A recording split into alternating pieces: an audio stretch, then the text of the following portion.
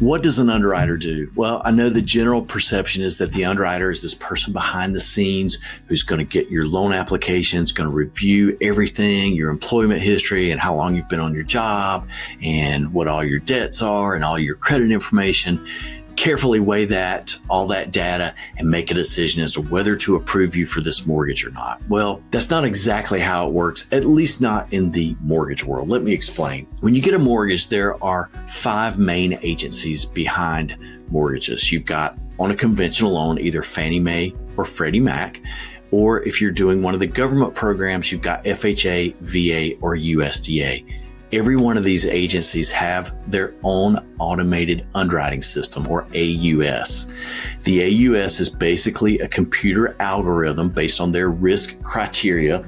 So all of your application data is loaded into the AUS, and then the AUS comes back and tells the lender, based on the agency's risk criteria, whether you would be approved or you will be approved for the loan or not. So what do we need underwriters for? Well, as you know, the decision or the output of any algorithm is only as good as the data that goes in, and that's where the underwriter comes in. So in most cases, and let me say this, there are some cases which would be this would be uncommon, but there are some cases where the underwriter can do some manual underwriting without using the AUS, but those are few and far between.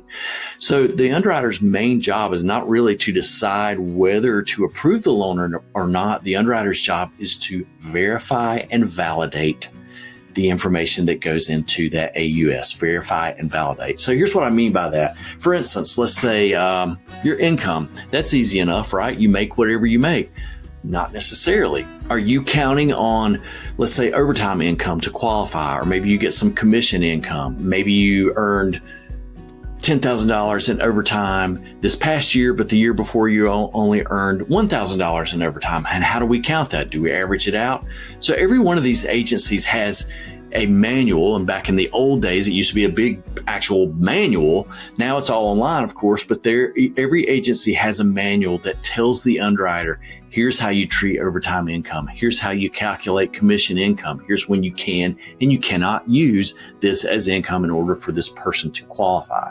Same goes for, let's say, your bank statements. You got $10,000 in the bank. Easy enough, right? You just plug it into the system, $10,000 in the bank. Well, what if $5,000 of that money was just deposited into your account yesterday in the form of cash? Well, that creates a problem, but the AUS doesn't know that. The AUS only knows that you have $10,000 in the bank.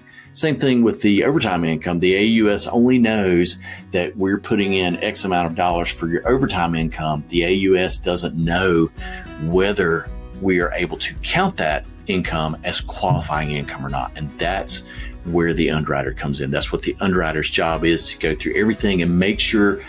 Also, all these agencies have very specific lists of documentation that the lender must have. And that's why everything is so regimented with the documentation requirements on mortgages. So just so you know, the underwriter is not sitting there coming up with things that go in the file arbitrarily. This is all coming from the agencies. So the underwriter's job is to make sure the data that goes into that application is correct and accurate, and to make sure that we have verified all of that data according to what the agencies say in their manuals. If they say we need 1 pay stub, your most recent, we get a pay stub. If they say we need 2 pay stubs and a W-2 or whatever the case may be, all of that documentation must be in file. And once that's the case and we have the AUS approval, then the underwriter is able to issue an approval on the application. So I hope that's a little insight into how this process works and what the underwriter's role is.